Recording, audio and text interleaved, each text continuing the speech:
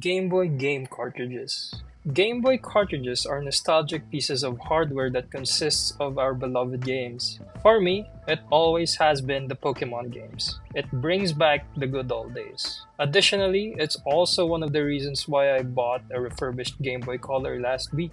To my surprise, the games I bought were cheap, costing only around 250 Philippine pesos for each game. I plan on collecting them as a hobby, especially for the Pokemon games, but after discovering things about why it's cheap in the first place, makes me feel betrayed, which I'll get to in a little bit. To give a backstory on how I found out how these cartridges are cheap in the first place is that I've completed Pokemon Red with 16 plus hours of playtime with 69 total Pokemon caught. Nice! I was also able to do glitches in the game, one involving catching Mew, and another duplicating items, which, by the way, I wasn't aware about when I was a kid. The game ran fine. Aside from every time I save my game, it mutes the game and pauses for a bit, and then proceed to save, which is unusual since I don't recall my Pokemon games doing that before. Continuing then with my catalog of games, I've decided to play Pokemon Crystal next. After playing a bit of the game and saving, I noticed that it was exhibiting the same progress or the same process rather as Pokemon Red cartridge. And the time in game is not in sync with the time I've set in real time. This, for me, is a problem, as Pokemon Crystal or Gen 2 games rely on time as a mechanic in the game where only specific Pokemon appear during specific times of the day.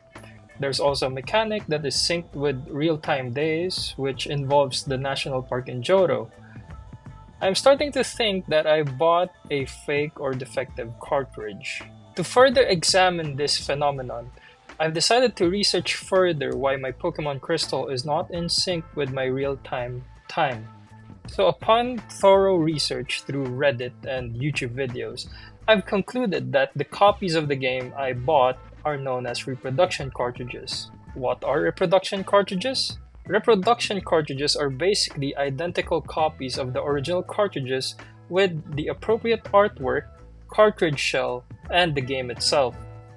One of the difference between the two is that the original cartridge has a battery for its RTC, which is known to be the real-time clock of the PCB of the cartridge, while a reproduction cartridge only uses flash memory, which is technically good as it doesn't require a battery.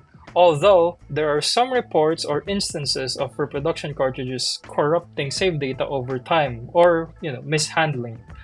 The main downside of this for me is that any game that requires an RTC or real-time clock as one of its mechanics will not function properly, which for me makes Pokemon Crystal or the second gen Pokemon games slightly unplayable, but maybe for some it's no big deal.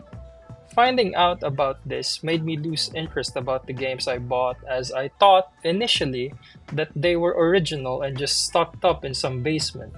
But it seems that repro carts or reproduction carts are the common norm nowadays to get as close to the original cartridges.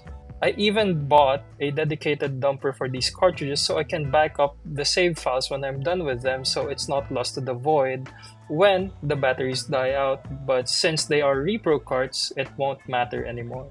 The original cartridges of these games are hard to come by and they don't really go cheap as they are priced almost like AAA games. Another way to get original games like this is via the 3DS with Virtual Console.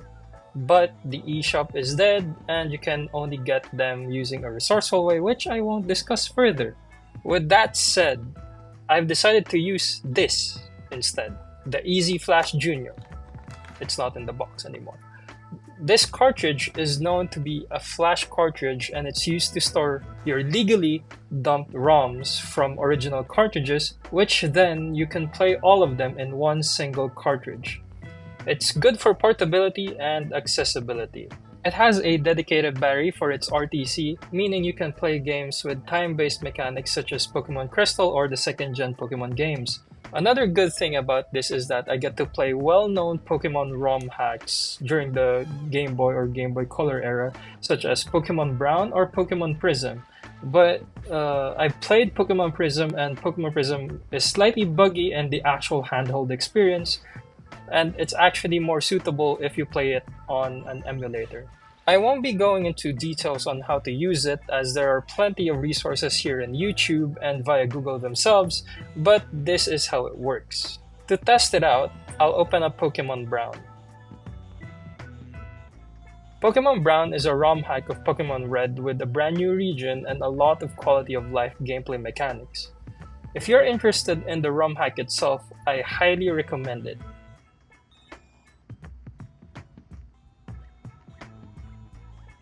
In conclusion, if you want to experience the Game Boy or Game Boy Color and its games, I recommend just using a flashcard like the Easy Flash Jr. or its alternatives like the EverDrive or something. It's better than getting reproduction cartridges, especially when there are games that are unobtainable in the market, at least here in the Philippine market. Alright, that's all for me in this video, and thank you for watching. I'll see ya when I see ya.